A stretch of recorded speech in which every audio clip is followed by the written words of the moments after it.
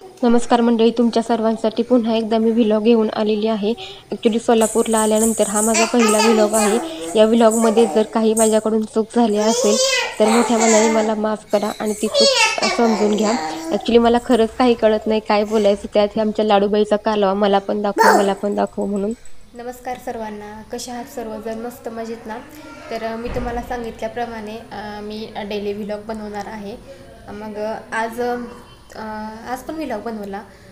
मी काल सोलापूरला आलेले आहे. अचानक माझं सोलापूरला यायचं ठरलं, म्हणजे सासरी पण आलेले आहेत गावाकडे.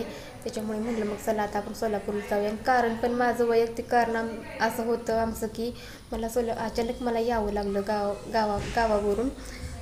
ते कारण आता मी तुम्हाला इथं नाही सांगू शकत. कारणच असं आहे की ते मला नाही सांगता येणार तुम्हाला इथं. त्यामुळे मी काल सोलापूरला आले.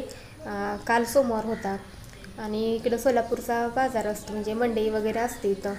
काल आल्या थोडीशी रेस्ट केली, मंडई वगैरे जाऊन आणली आणि आज सकाळ सोमवार किराणा माल पण संपला होता. मग इथं म्हणजे श्रेयाश पप्पा ज्या स्कूलमध्ये आहेत, ज्या शाळेमध्ये आहेत, त्या शाळेचाच एक मॉल आहे.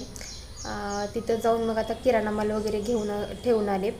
मग साडी वगैरे नेसतील तुम्हाला दिसते आता. इथं शक्यतो ड्रेस घालते, गाऊन वगैरे असतो, कधी साडी असते.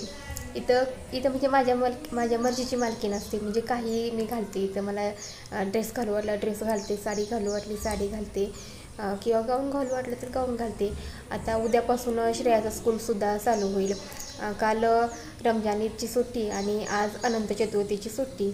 उद्यापासून तिचं पण आता डेली रुटीन चालू होईल. श्रेयाश पप्पा आता जातात दररोज स्कूलला आणि माझं पण आता रुटीन नेहमीप्रमाणे चालू होईल. श्रेयाला सोडायला जायचं, नाही जायचं, घरातलं काम वगैरे, आणि हेच डेली व्लॉग वगैरे बनवायचे.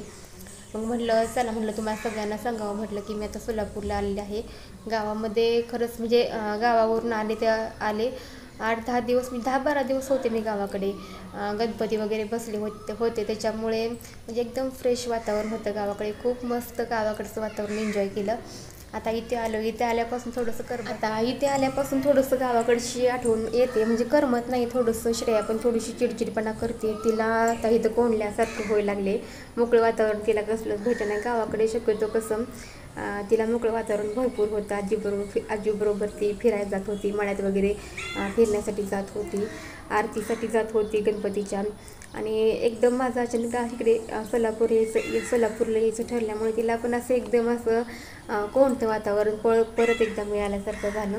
उद्यापासून स्कूलमध्ये गेल्यावर ती फ्रेंड्समध्ये तिच्या मिसेल, ते उद्याच झालं. पण सकाळपासून म्हणजे काल तर तिनं मला भरपूर दमवलं आलेलं. सारखी म्हणजे रडत होती, एकसारखा सूर धरला होता की मम्मा आपण कशाला आलो इकडं, मला जायचं आहे, मला आजीकडे जायचं आहे.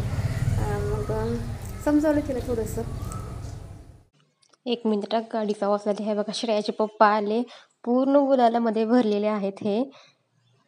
त्यांच्या शाळेमध्ये पण आज बहुतेक गणपती विसर्जन झालेलं आहे.